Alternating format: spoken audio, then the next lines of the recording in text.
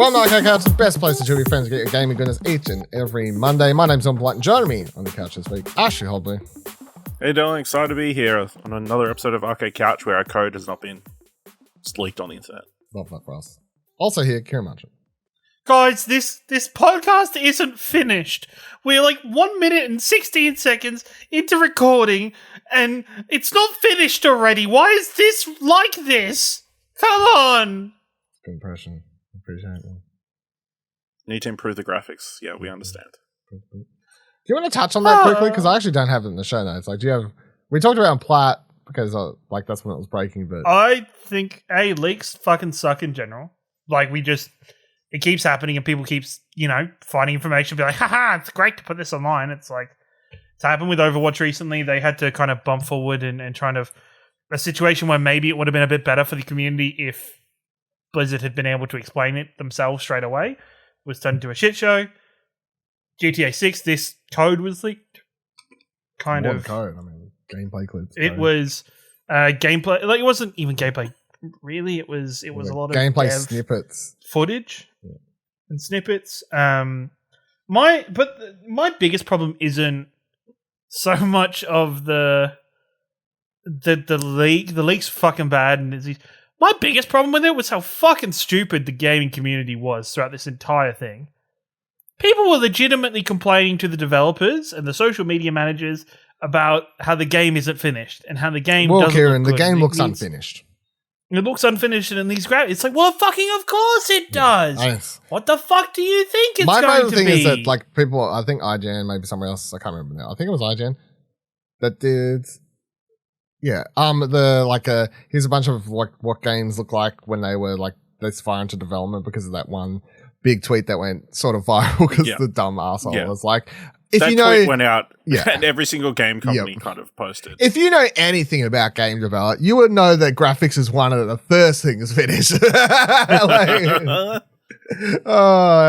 How that dude sleeps at night. I mean, it's been good in that regard that, hopefully they've raised awareness that that's not how game development works. What the fuck would that be how it works? That's like the most those dumbass. It's so different. Like, imagine if you thought that's how animation works. Imagine if people looked at like what early animation storyboard, storyboard very rough cuts, sketched animated versions before they actually go in. Unfinished. It's unfinished. I'm like, yeah, it is. Anyway, they must think it's like movies. You put the actor in their costume and then you can finally get to. I guess so, but it's the same as if you're watching a unfinished, like if you're watching a very rough special effects, like if you ever saw like what that shit looks like, that shit looks horrible. Like unfinished special effects shots. That being released to be like, what? This looks fucking terrible. There's no special effects. What the fuck? I mean, it's pretty much like every single trailer that comes out. It's like true. It's still like they're still technically working on it until the movie comes out. So I mean, it's like people pissed about the series from House of the Dragons a couple episodes ago having a green fingers where they were supposed to remove it. And they just forgot. They forgot. They just didn't do it. It's not a big deal. It's like it wasn't a big deal. It was like whatever. It's funny, but not a big deal. We all know it was. Maybe his fingers turn green. We don't know. No. Gangrene. It's just barely anyone would have noticed, and people freak out like. This proves. It's like the coffee cup from the last season of the Starbucks cup or whatever. It was like most people didn't see it until it was pointed out. One person posted it on Reddit. One person posted on Reddit, and everyone's like, "Yeah, I too noticed that." No, you didn't. No, you didn't. I fucking doubt you did. No. All right. Let's. It's like Anyway. I was like, I don't really have a happy subject. I mean, it's bad. It's just bad because obviously there'll be more pressure on studios to keep their stuff secret, going forward. Like you can't take the risk of any stuff that you didn't want getting out there, which probably leads to more studios saying, "Is work from home a viable option?" If people are actively trying to hack us to get information out of us. Well, apparently the dude also hacked a bunch of other companies, so it wasn't like a amateur. No. So it was specifically targeting people there. So. Yeah. Talking about leaks though. Eurogamer writes, YouTuber John Allen, who accidentally outed himself as being behind a video game industry insider Twitter account, has issued an apology video in which he admits being motivated by clout and the buzz. Alan gained brief internet fame by leaking details of Ubisoft's various Assassin's Creed announcements. These are details which he had been given by Ubisoft itself to prepare content while under embargo, but his identity as the real insider was exposed over the weekend when Alan replied to a tweet from a fan from his main account instead. Alan then swiftly deleted the tweet, the insider account, and subsequently issued a brief Twitter statement saying sorry. Today's longer apology video via video on Alan's main YouTube channel goes into more detail. Here he notes that other rumors he had posted were simply fabricated, including hints at upcoming Silent Hill and Metal Gear Solid remakes would have gotten fans falsely excited. Quote, I mentioned Silent Hill and a Metal Gear Solid remake, and I can say there was no NDAs involved there because it's all bullshit. It's all lies, bullshit, secondhand comments. Half the posts were educated guesses. On his reasoning why he leaked details, even after signing agreements with companies such as Ubisoft to hear information ahead of time, Alan admitted he did it all for the buzz, for the attention. Quote, I'm ashamed of it. It was pathetic and just dishonest. A lot of you are raging and saying, well, why the fuck did you do it? And to be honest, it's clout, it's the buzz, it's being addicted to the thrill of thousands waiting on what you're going to say. Update to the story was Ubisoft has issued a statement to Eurogamer following this week's news under that the insider Twitter account which leaked leaked upcoming Assassin's Creed details belonged to a YouTuber brief on said details. Blah, blah, blah, blah, blah. Quote from Ubisoft said, we regularly provide access information on our games in NDA to trusted partners. When that trust is compromised or information is leaked by an individual, it is not only damaging and demoralizing to our teams, but it takes away from an exciting reveal moment and experience for our players. While we won't speak on an individual case, we do take these matters seriously and will manage accordingly. What do we all think about this story? Because Mr. Dan Allen is actually Australian. So wait, so I'm confused. Is his name John or is his name Dan? Sorry, John Allen. He goes by Dan on Well, there's your first lie.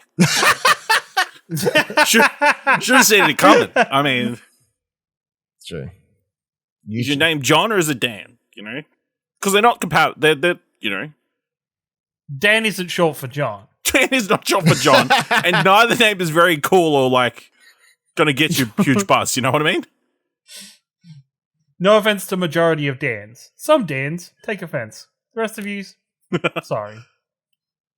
No, I can understand wanting to change his name from Dan to something else, but to go to Dan seems weird. I mean, I always thought his name was just Dan Allen, but unless it's the Eurogamer story, it's like. But anyway, just call him Dan. Wrong. Yeah.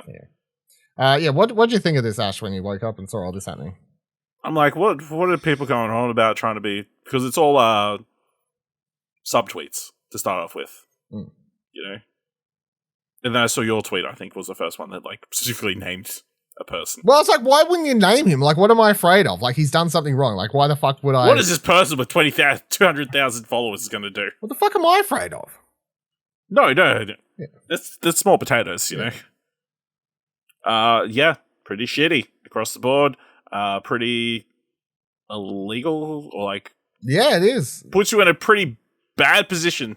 Ubisoft could technically take him to court. I think there's a lot of there's a lot of people should take him to court, because I think when like the first thing I saw was Jason Schreier from Bloomberg, a Discord message from him looking into it and posting about it. Like it's and like looking at the history, it's like his real account and this insider account tweet about the same thing roughly at the same time. Yeah, did you see one of his other call-outs was, this guy also capitalizes random words. I was like, oh, Kieran's the insider.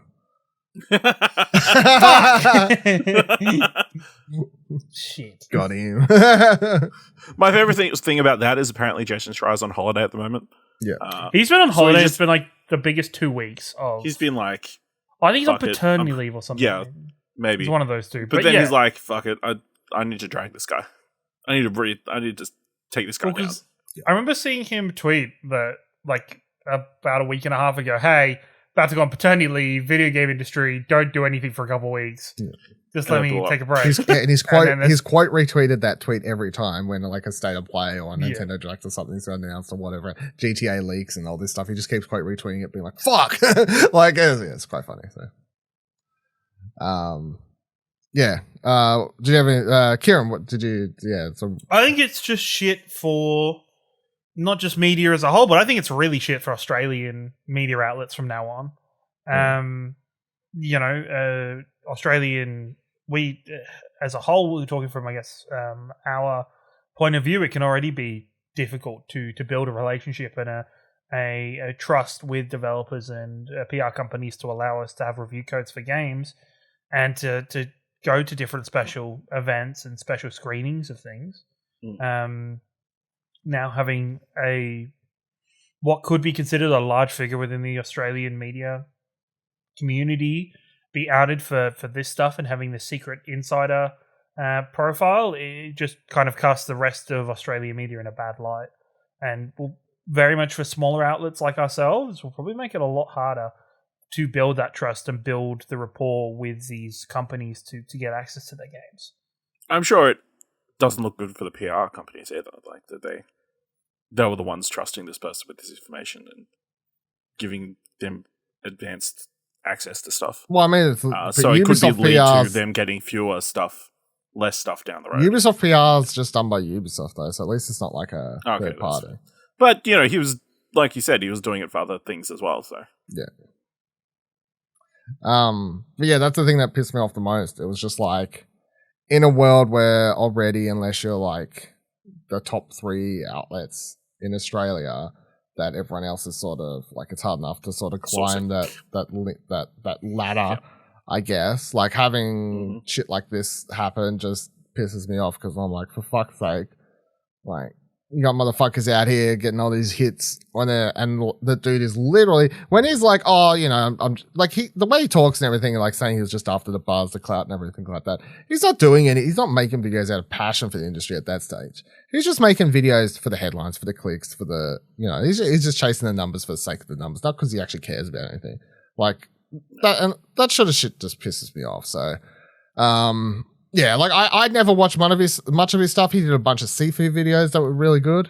Like I think he was like one of the first people to post like a no death run on Sifu and stuff like that. But like, yeah, just super disappointing. I thought absolutely fucking like, it feels bad for PR, feels bad for the developers, and that's the thing. Like, we do joke about Ubisoft leaking their own shit on planes, on iPads, or whatever the fuck else. But that's one thing. Like, if they fuck up and do something like that, that's sort of funny. Yeah. But it's a bit different when you have someone literally sign an NDA and purposely make a different sort of I am fucking anonymous Twitter account to leak stuff, and then do videos on his main channel where he's like, "Whoa, guys, they just revealed the game's names and stuff.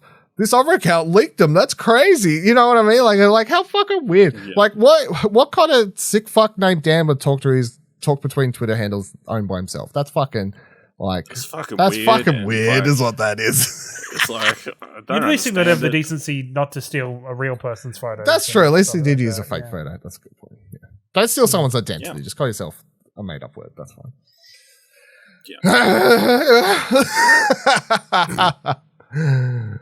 Wait, also, I completely overshadowed the news of Ubisoft like leaking it on a hang glider. So I mean, that was disappointing. It's pretty good effort.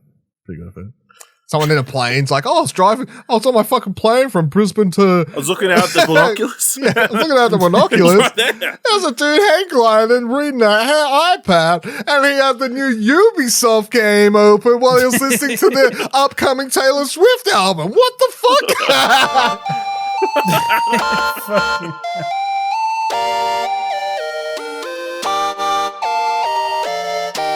Let's talk about the one review that went up this week. So Wildflowers review posted by Will. He gave it a 7 out of the Big Tens.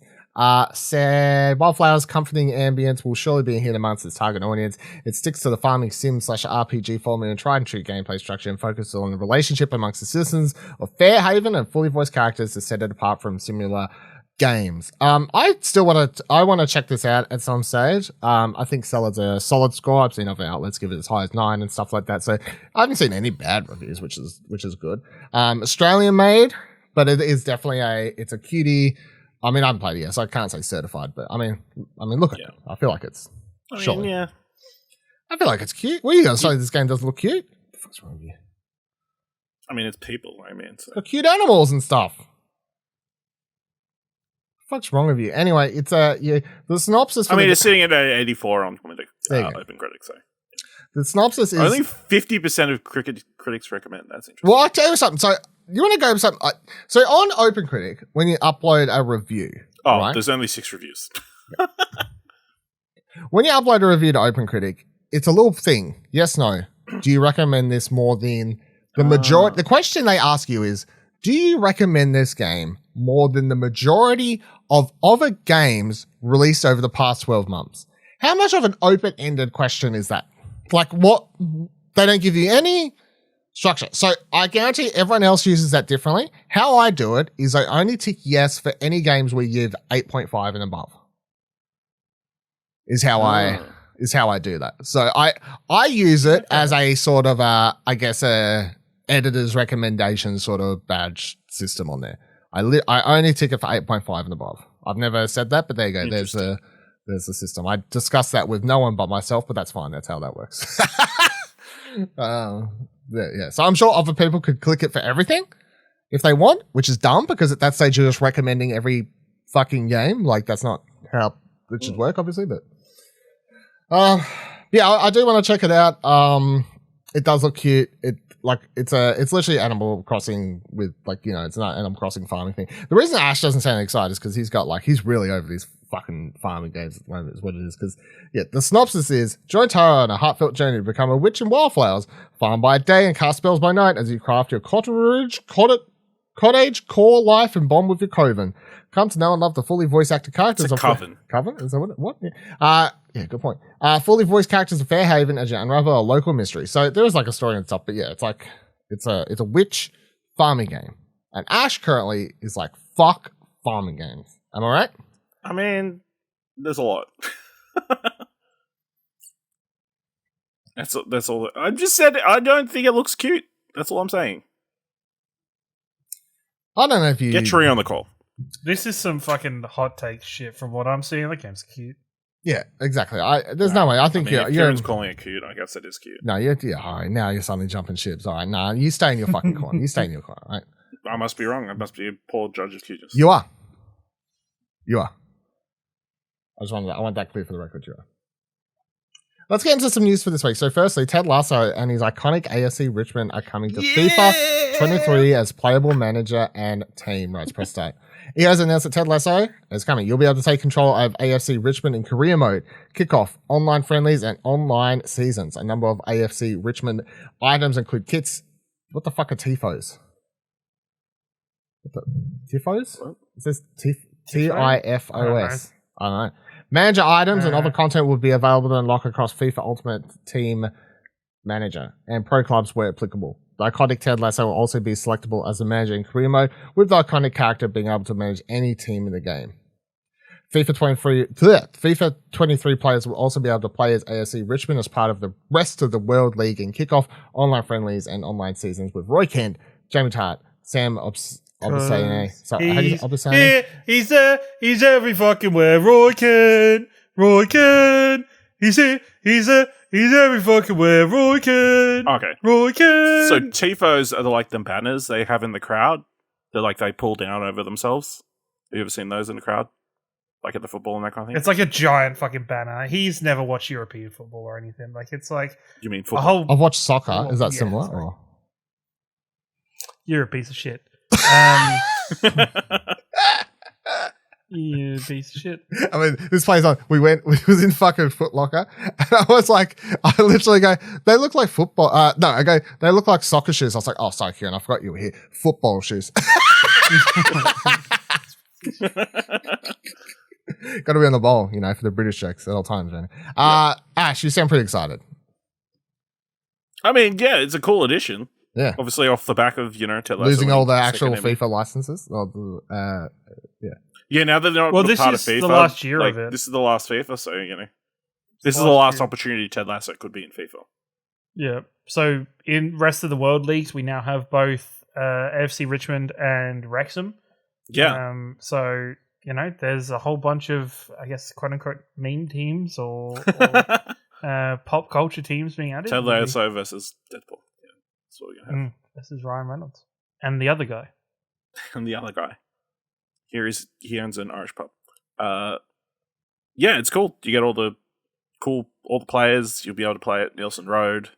I'd be interested to see the stats of the players because, like, AFC Richmond is an appropriately shit They're a team. championship team. So, They're a championship level team. Like, they are, either top of the championship, bottom of the Premier League style team. You can customize it to me. I think they'll be realistic. Yeah, so they'll be bad. Except for Roy Kent. They'll be mediocre because they did get promoted to the Premier League. So, I mean, they'll be... They did. Spoilers. But you've had time to watch Ted Lasso. We've been telling you to watch it. I did it. He finally did it. I finally did it. I just hope they have some like inspirational speeches or something. Can you? I hope there is a press conference. In halftime? I hope if you get a press conference as Ted Lasso in career mode, Trent from the Independent is Trent Cream. Yeah. Trent from the Independent is there to ask you. Is there to ask you questions? That'd be pretty funny. When did you watch it even? Like about a month ago. Okay. Month and a half ago. Yeah, a little while now. It's good when me and Ash remember because we got upset they didn't watch something else as well. He had Apple TV Plus. You know what I was telling you to watch? Mythic Quest. You know what I was telling you to watch the other day?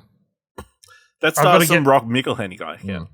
Yeah. The other day I was trying to tell him to watch fucking Players, and he was like, "Oh, I still need to watch it. But I gotta fucking. I'm gonna subscribe. It's so much effort to subscribe. And even if I only do the free trial, I'm still gonna get emails from them afterwards, being like, "Hey, bruh, you want to sign up? You want to come back to us, bruh?" And I'll be like, "Nah, bruh. Watch Players. Don't fucking play the world's smallest fucking triangle." Why a triangle? Ding! Because he's not smart enough to play the fucking violin. He doesn't have the invisible music ability. He doesn't. He fucking doesn't. It's true. I won't even argue. It's true. No, you need to watch Players though. Look, I don't care about FIFA, but this kind of makes me want to play FIFA. But I would only play like an hour tops, and then be like, I'm done. Yeah. But it makes me want to play it for an hour, which is more than any other FIFA. It's more than entry. So good job. You got to play a Sam Adesanya who plays this game and then goes to with the team owner, afterwards. Like, good stuff. Weird mini game. Yeah, it's crazy. It's like an old school God of War mini game. Yeah, back in the day. Polygon writes Twitch to update gambling policy in October. Twitch will update its gaming policies. Yeah. Twitch will be updating its policies regarding gambling on October 18th, according to a statement the company posted to its Twitter account, acknowledging the recent spike in debate and discussion around gambling on the platform. Quote, "We'll be making a policy update on October 18th to prohibit streaming of gambling sites that include slots, roulette, or dice games that aren't licensed either in the US or other jurisdictions that provide sufficient consumer protection," the statement reads. These sites include Stake, Rollbit, Duelbits, and Roobit, among others that Twitch may identify as the policy is rolled out. The statement comes after popular content creators, including Pokemon, Hasanabi, and Asmongold, called out Twitch to ban slots content on the platform. The hashtag Twitch Stop Gambling began trending across Twitter earlier this week, while live Pokemon Mizkiv and Devin Nash also had discussed boycotting the platform if it did not ban gambling in the form of 1-week content strike during the high ad season over Christmas. So this has been an interesting week for Twitch, but this is sort of I thought the goal. This is the thing that kicked off the week of Twitch. It was the week of Twitch. This was. You know what? They ruined this the day after this.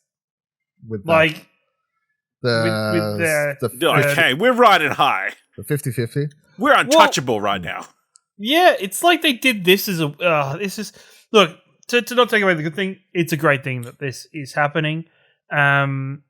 I'm a bit weird champ about anybody who comments on this going, well, why is Twitch looking at gambling? Why can't it look at hot tub streamers and all the other problematic harassment and racism that goes on their Kieran, streams? People die in hot tubs. Like 300 people. I like how I make I make a tweet that's like, these whatever my tweet says, like these fuck boys like getting on here complaining about hot tub streamers, like I'm making fun of them, being like, it's not at all the same complaining that you don't like fucking hot tub streams. So it's gambling, which is literally a thing that can ruin people's lives. And Ash gets in there with his fucking link to a Wikipedia article about people dying in hot tubs. Like, for fuck's sake. It's just one of those things. I think the biggest problem isn't it's the problem with the gambling streams is that these are big influential people playing these slot machine games that is very influential on people to kind of do the same. They see XUC or Trainwrecks or any other gambling streamer kind winning of hundreds of thousands these, of millions of dollars after losing hundreds of and thousands to of them, millions of those dollars. people can they can sneeze out fucking $100,000 and lose it in 2 seconds for content because they're doing it as content. They're going to get that shit back anyway from the stream they're doing. But at the same time, I don't care. They earn plenty of money. They're rich. I don't understand how people watch gambling streams and just donate money at the same time. Like, this is fucking a weird funnel of. It's like the same people that watch Pokemon packing. What the fuck are you saying? Streams. What the fuck are you saying? Unpacking? Unpacking. Unpacking cards? I feel like it's different. I don't feel like that's No. But it's the same. It's the same kind of thing where you are watching it for the outcome of opening the pack. They're watching it because they want to feel the high of their streamer, their juicer, getting a big win on the slots and feeling a part of that thing. It's the same feeling. Like, it's not exactly the same. I'm just taking a shot at Pokemon packs, but it's tweet at your boy Ringo if you're pro Pokemon card openings. Yeah. But on top of that, I think, yes, it's, some people are like, but they can still do poker and they can still do other skill-related gambling. There's still sports betting, which I don't think actually happens that much on Twitch as far as I'm aware. I mean, how would you even do it? It's just people making a bet and watching the match. But even then, most sports copyright that shit and track that shit and get rid of that stuff very quickly. Yeah, the actual sport's not shown. They're just sitting there watching. Yeah. Did I mention I lost $70 on the last Oscars as well? It's fucked. Oh my god. Sportsbet had Sportsbet had Oscar bets up. And I was like, the odds for fucking Kirsten Dunst were really fucking high, and I was like, I'm all in. Straight up, all in is $70. Lost $70. All in is $70 for Dylan. Good to know. Yeah. But who won? I can't remember who won, but I know it wasn't me. Wasn't Kirsten Dunst? No, Kristen Stewart. Sorry, Kristen Stewart. Kristen Stewart. That's right. It was the lead actress. Yeah, lead actress. Yeah. And it went to not my pocket because I would have got like $1,000 something for $70. I'm not promoting gambling, by the way. Jessica Chastain. That's right. Oh yeah. Fuck it. Yeah. It then followed up with, I think, the day, this all came off the back of well-known streamer, or reasonably well-known streamer, Slicker, coming out to have defrauded viewers and other streamers of about $300,000 due to a gambling addiction. And then the following day, Twitch then comes out with an email at 5 o'clock in the morning for people saying, hi, that 70-30 sub-split that we were doing, yeah, fuck that shit. We're back to 50-50 for everybody, except for the first 100,000 you make. So sure, I guess if you already have 70-30 and you're not making $100,000, it kind of works out in your favor. Everybody else, the 50-50 sucks, and good luck, kids. And it just, Twitch is just isn't everybody on 50-50 at the moment? Who's not? No. So everybody normally is on 50-50. Yeah. 50-50 So it's only the the rich elite who are on 70-30. Yeah, it's only like the top. So we're eating the rich and people are upset about it, right? But the thing is it because the people eating them are Amazon? Kind of. It's not just the rich, though. There are some people... so the big thing is, about 6 months ago, Twitch stopped giving out the 70-30 splits in preparation for this. So nobody else got it anymore. But there's a fairly decent kind of smaller streamers that have the 70-30 split and who rely on it and kind of it helps them a lot. They still get it, thankfully, but it's just it kind of takes a lot of the monetization out of Twitch for them. Twitch is in a weird spot. They came out with this fucking... Have either of you looked at the email from Twitch?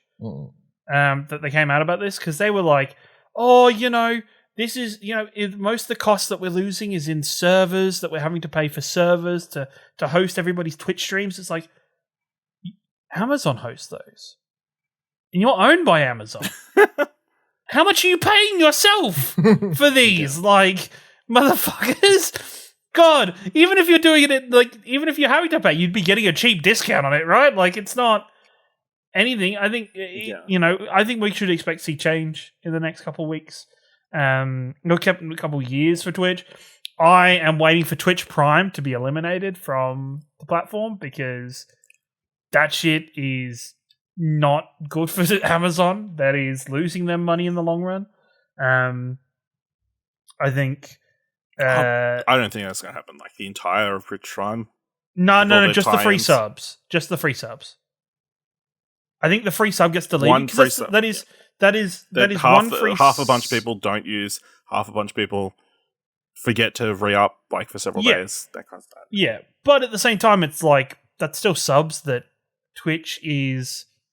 But you're keeping them in the ecosystem, though. You're keeping in the but it's still losing them a butt ton of money. Subs, especially when you've got. It's not losing; it's just not making money off. Well, no, technically it is losing them money. Because the Twitch sub, somebody you pay for Amazon Prime, you then get a free. Well, when they can choose sub. not to charge you, then they're. But they're getting a free sub, and then when you sub, 50% or 70% of that is going to the streamer, and the rest is going to Amazon.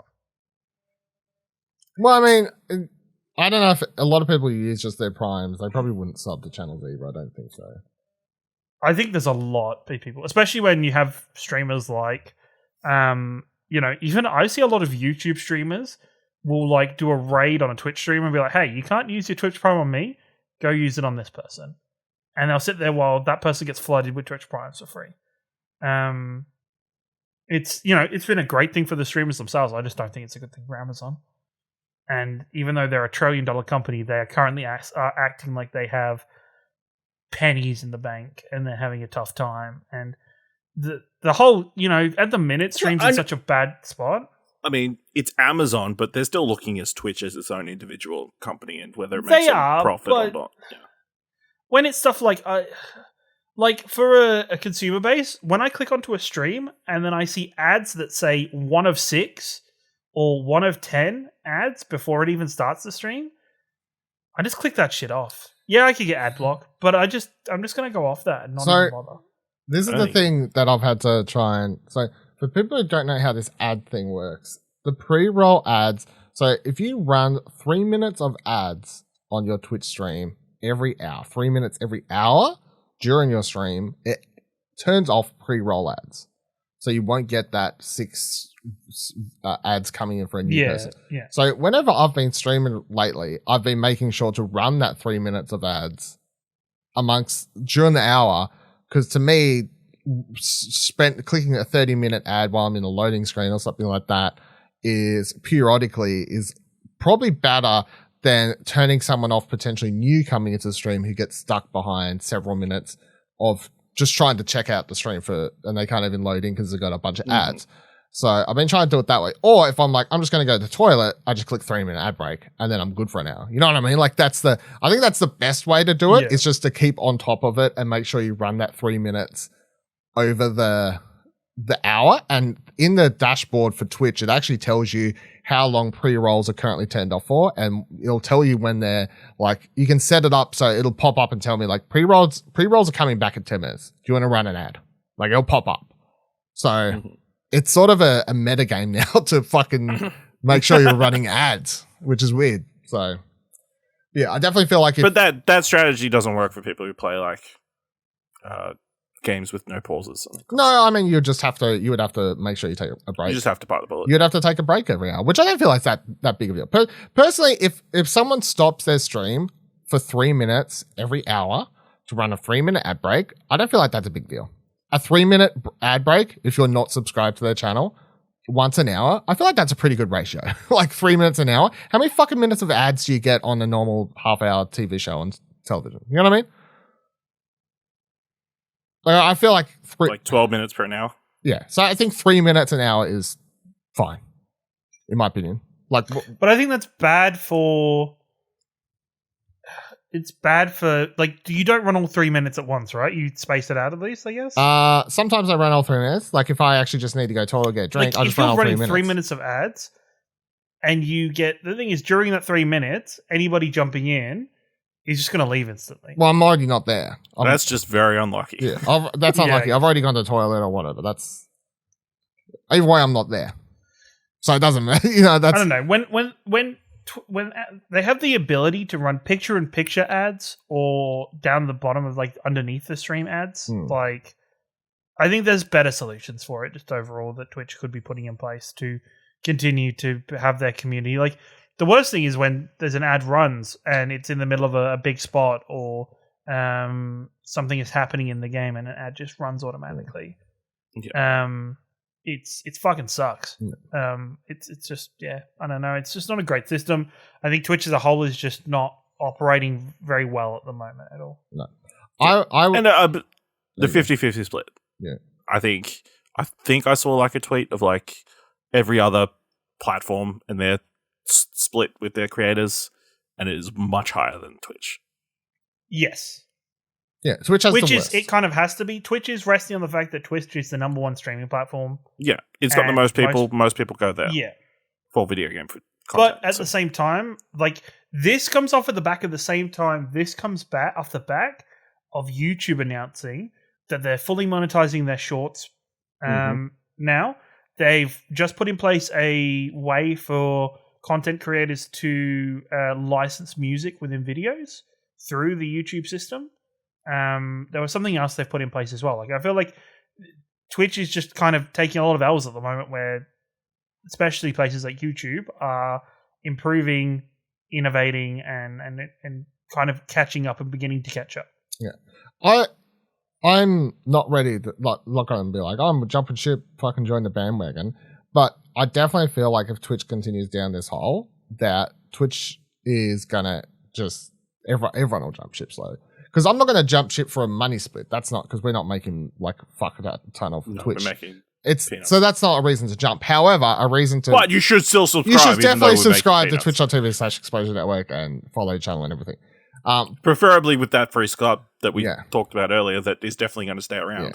Yeah. And subscribe to youtube.com/Exposure Network in case I decide to switch. Just in case, yeah. But if I did, if did decide to switch, it would be because I'm sick of dealing with playing the game with the ads. Because that's what I'm saying. It's a mental game when streaming that you have to be on top of. Where you're like, if I don't pay attention to this, I'm going to have all these pre-roll ads running that potentially barrier people to joining. And then if I don't do that and I turn on auto 3-minute ads, which you can, it'll do what Kieran's saying, where it'll start playing 3 minutes randomly an hour, but it could be an important story moment or part I don't want to have ads. So I try and do it myself to pick good spots to do it, so I can keep that people watching not getting shitty times and make sure people potentially joining don't have pre-rolls. But it's while you're trying to stream, while you're trying to play a game, you know what I mean? Like it's just a lot to a lot to try and keep on top of. It's kind of ridiculous. So they need to fix this shit, or I think a lot of people will jump ship. And yeah, I'm not going to say I will, but if they don't fix it, I definitely would, because it's fucking annoying, to be honest. Like, I'm giving them time because I like Twitch and I'm happy to stay on Twitch and I'm there and I watch most people on Twitch. But if a lot of people I start watching start leaving and they don't fix it, at a certain place I will be like, why the fuck am I here then? You know? So. Yeah. It's been an interesting, like, series of events because, like, a few weeks ago, they're like, hey, you can, like, you can be streaming on TikTok or Instagram Live at the same time you're on Twitch. Yeah. They're trying to keep people around, so. Yeah. Like getting rid of their exclusivity clause and terms. Not on YouTube, but you know. No, for everything but YouTube, yes. Basically. Yes, or Facebook gaming. Am I right? Yeah, shout out. No, that's dead now, right? Didn't that actually die? No, it's still going. No, it's still going, okay. You know. Right. Still going. The remnants of whatever the Microsoft thing. Mixer.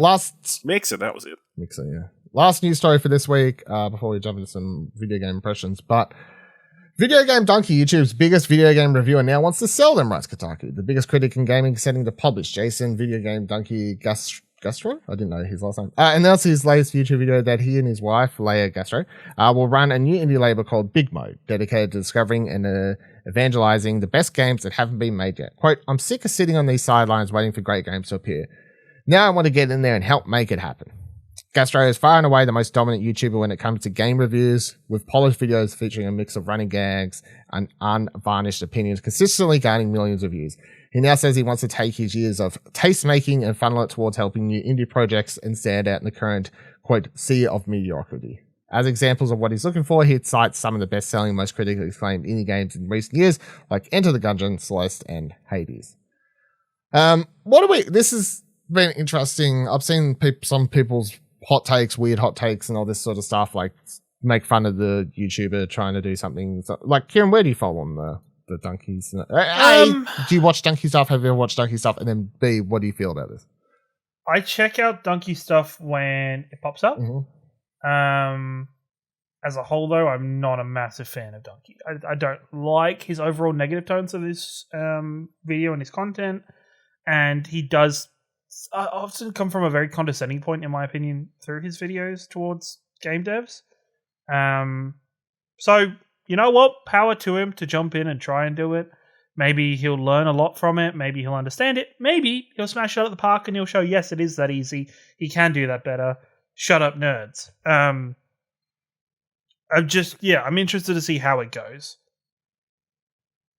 Ash, have you ever watched Dunkey, and how do you feel about this? I have no idea who this person is. Wow, so seeing okay. people dunk on him old man. didn't have any effect on me.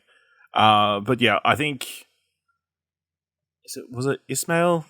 Somebody said, like, for these indie devs, if they're gonna jump on board and be published by him, make sure you're getting what you need upfront financially, because there is a fairly good chance that things will fall apart, as is the case with any new business or business venture.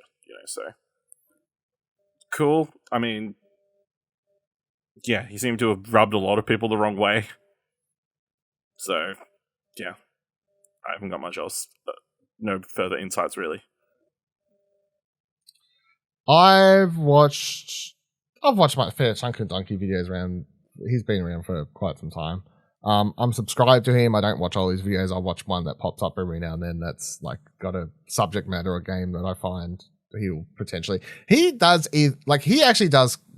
do like really funny video, and then similar to what Kieran's saying, sometimes I'll watch a video and I'm like, oh no, like it seems just a little bit too mean-spirited. However, when he gets the right line of being like punching down at a game that probably deserves it, or like making fun jokes at people who probably deserve it in the gaming industry, and stuff like that, he can be quite funny. I think his like comedy is, when done right, it's good, but like sometimes he is just a bit too mean-spirited for my personal taste. So I watch some stuff here and there. Him as a publisher, I see that I understand when people are saying stuff like, oh, just like, as you're saying, like, whoever said that tweet, like, make sure you got the right deal and all this stuff. That's fine. I feel like the part that was annoying me was the straight reaction of, well, this is going to fail. To which I'm like, why? Like, there's no reason he should succeed or fail less or more than anyone else, really. There's no, like, in my opinion, like, as long as he's all above board, because obviously we've done a few stories about like really sketchy publishers and that kind of stuff. Yeah. Well, yeah, and there's no reason to say that he would be. Well, I know. I feel like he can't be any more sketchy than a bunch of them. Like, you know what I mean? Like, I feel like the bar's pretty low. So, but I mean, and I get it. I've had like, and the thing is, like, I don't think he's full of shit either. Like, he does have, like, over the years, he has played a lot of these games he mentioned, like, very early. Like, he's found them before they were big. Like, he was playing Celeste when it was a free, like itch game before it became a fully published, like the one that everyone loves. Like, so I don't feel like his taste is, like, he's talking about being a tastemaster and whatever it is. Like, I feel like he's definitely got like a taste for what makes certain genres of games good, in particular sort of that indie 3D or 2D platformer, pixel art sort of, that sort of stuff, definitely for sure. But I mean, it's interesting. But again, I like, personal opinions for him aside, I really don't feel like there was any need for a bunch of people just to start like being like, well, this is gonna fail because this guy fucking sucks and all this sort of stuff. I'm like, look, I know like some of his humor is a bit much for some people or whatever, but like, as far as I'm aware, the dude has done nothing like terrible to deserve. You know what I mean? Like, I don't feel like he's done anything. No, like, I think it's a matter of, hey, stay in your lane. Yeah. Who do you think you are, thinking you can publish games? Even though this Kotaku article rightfully points out. I mean, if he wasn't a straight white guy, then I'm sure they would have been all praising him. Am I right? He's actually black. But, no, that's a joke. What? For a long time, people thought he was black. It was a running joke. The people point out here the comedy gaming channel Game Grumps previously made the move into development with the release of Dating Sim Dream Daddy, which is true. So, like, that's not as big as like doing a whole like publishing thing. That's like developing a game, which is still a big deal, obviously. But yeah, he's not the first person to move from one like content creation into the games industry. It's not like it's unheard of. So, I mean, I'm interested to see how it goes. We'll see how it goes. It could be refreshing. Yeah. It could be, to have. It could go two ways, right? It could go really well for him, and it's refreshing, and it's a revelation for the gaming industry, or he falls flat on his face. Everybody says, "I told you so." He eats a bit of humble pie, and the world keeps going. Like it's yeah. Yeah, that's the thing. I feel like as long as he fails and he's like, whoops, my bad, I fucked up, But you can't. You surely like if you make a career out of like pointing out when people do fucked up and things and all this stuff. Like surely that teaches you can't say all that shit and then follow in those footsteps. I just don't know how you could do that.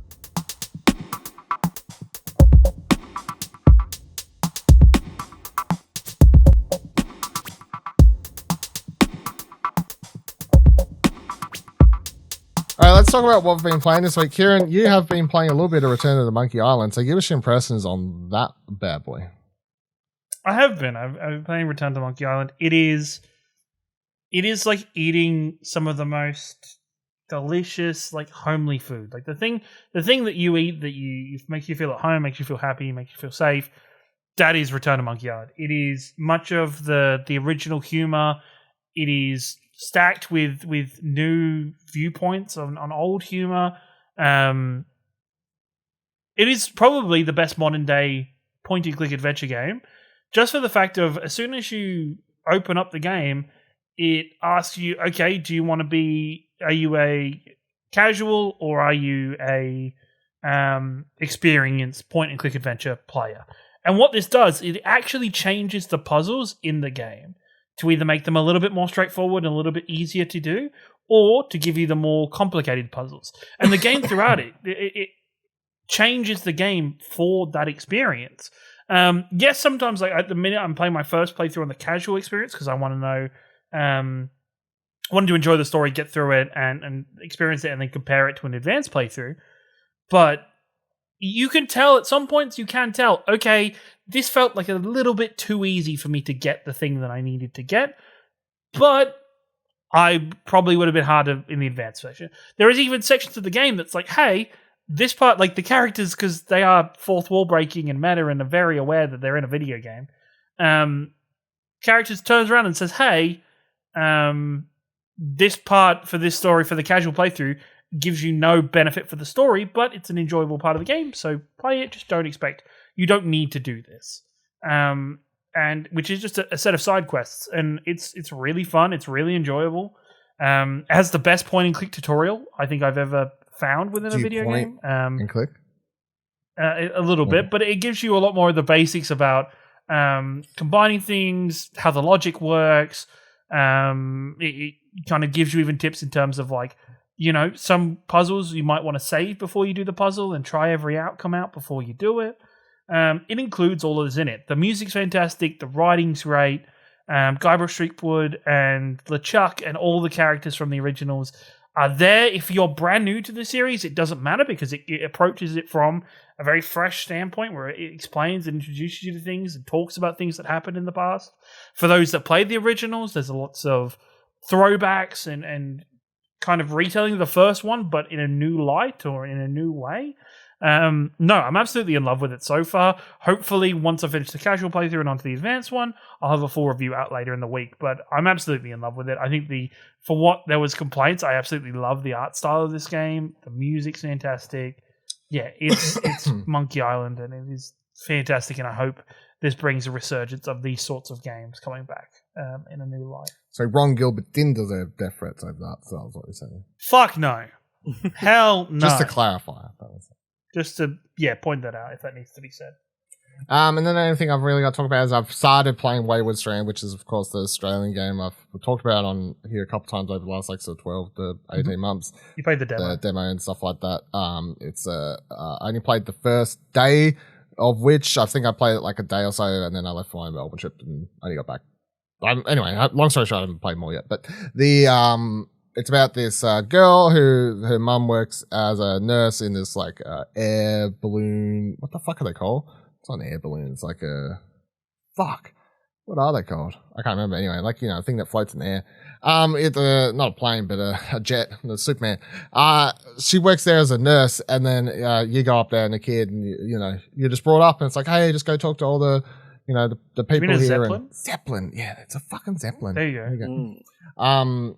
And that's all you do. You talk to everyone, and it's got an element of just adventure game point click without the puzzles to it. But what makes it really cool, and this is the thing we talked about last time, obviously when we played demo, is that everything runs in real time. So the choices you make as who you want to go talk to, while you're doing that, something else is happening in the other side. And you could walk past you can walk past characters as conversations are finishing and stuff like that. But you're sort of investigating, trying to work things out. So there are characters, you'll meet a character, for example, and she's really angry, doesn't want to talk to you. And then if you manage to talk to someone else and click the right conversation choices, find out that she's just recently found out that she's dying from cancer.